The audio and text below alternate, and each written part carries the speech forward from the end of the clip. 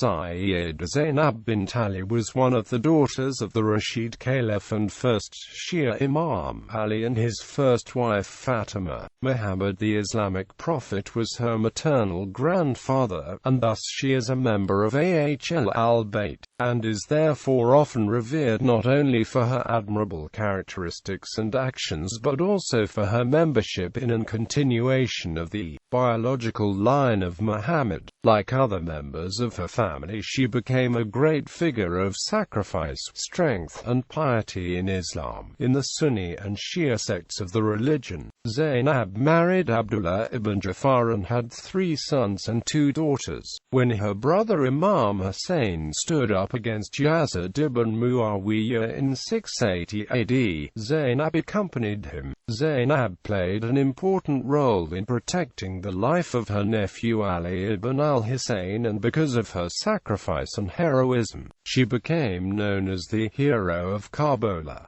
Zaynab died in 681 AD, and her shrine is located in Damascus, Syria. Early life. Zaynab was the 3rd child of Ali ibn Abi Talib and his wife Fatima. Sources suggest she was born in Medina in the 5th year of the Hijra, Wednesday, 5 Jumada al-Awwal, 5 October 2nd, 626 AD Julian calendar. There is some debate over whether she was born on the 5th of Jumada al-Awwal of the 1st of Sha'aban of the Islamic calendar. Like her 2 elder brothers Hassan ibn Ali and Hussein ibn Ali, Zaynab was named by Muhammad.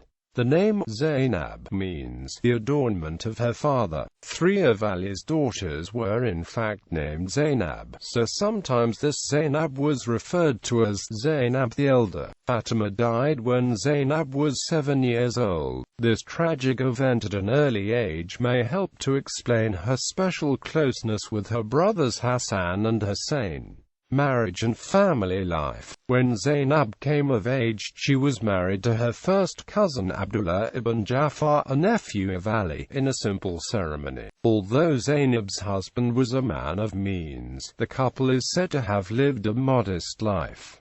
Much of the wealth was devoted to charity. Abdullah was sometimes called the Sea of Munificence or the Cloud of Munificence. The marriage of Zaynab did not diminish her strong attachment to her family. Ali felt a great affection for his daughter and son-in-law, so much so that in 37 when he became caliph and moved the capital from Medina to Kufa, Zaynab and Abdullah moved with him.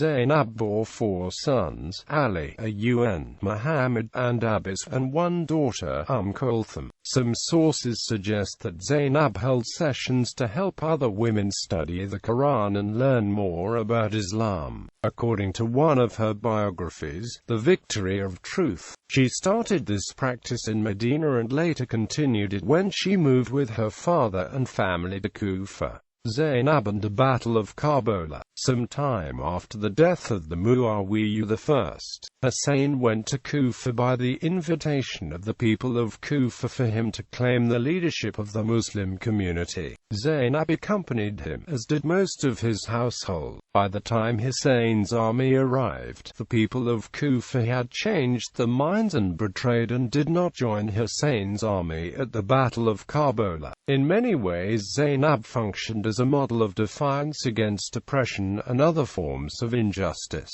When her nephew, Ali ibn Hussein Zayn al-Abidin, was sentenced to death by the governor of Kufa, she threw herself over him in a protective embrace, yelling, "By God, I won't let go of him. If you're going to kill him, you'll have to kill me along with him." Moved by Zaynab's action, the captors spared Zayn al-Abidin's life, because Zayn al-Abidin was the only one of Hussein's sons to survive the Battle of Karbala. This courageous action was pivotal in preserving the survival of an important part of Ali's genetic line and thus the future Imams in Shia Islam. Zaynab and the other survivors of Hussein's army, most of them women and children, were marched to Damascus, Yazid's capital, where they were held captive. Tradition says that Zaynab, already in anguish due to the death of her brother Hussein and her sons Argooya and Muhammad, was forced to march unveiled. This was an extreme indignity to inflict on a high-ranking Muslim woman, the granddaughter of Muhammad. While captive in Damascus, Zaynab held the first majlis,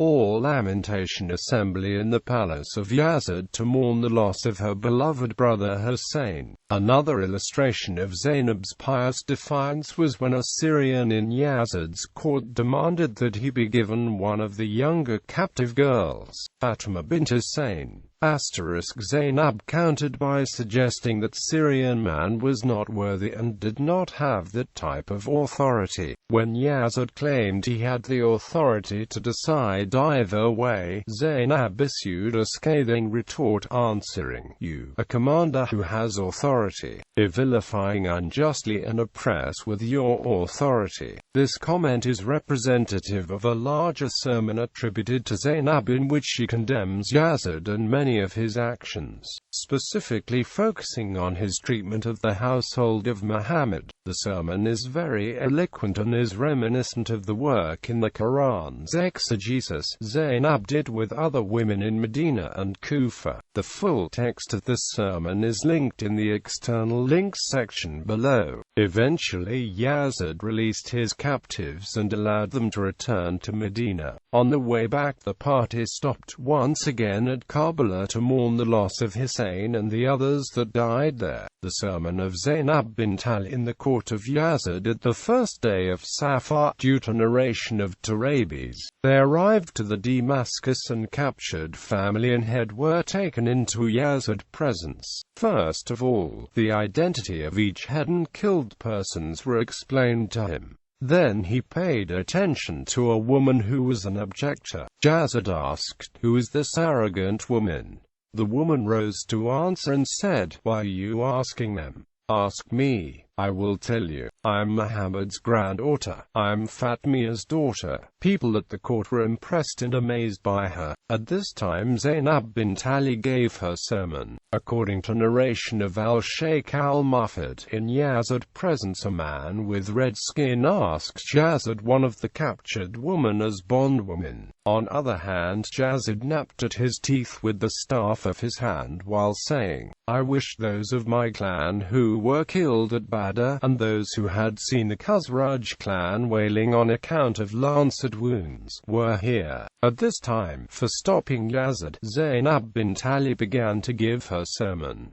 Last days of her life. The exact date and place of her death is not clear, but it is probable that she died in the year 62 or some 6 months after her return to Medina. The anniversary of her death is said to be either the 11th or 21st of Jumada al-Thani, the 24th of Safar, or the 16th of Dhu al-Hijjah. Some suggest that her grave can be found within Sayyida Zaynab Mosque in Sayyida Zaynab, Syria. Alternatively, many Sunnis believe her grave can be found within a different mosque that is located in Cairo. The Fatimid Dawudi Bora support the claim that Zaynab is buried in Cairo. The 52nd Dai, Muhammad Burhanuddin, made zari for the shrine in Cairo. The Fatimids and some others believe that the Sayyida Zaynab Mosque in Damascus is actually the burial site of one of her sisters, Kulthum bint Ali.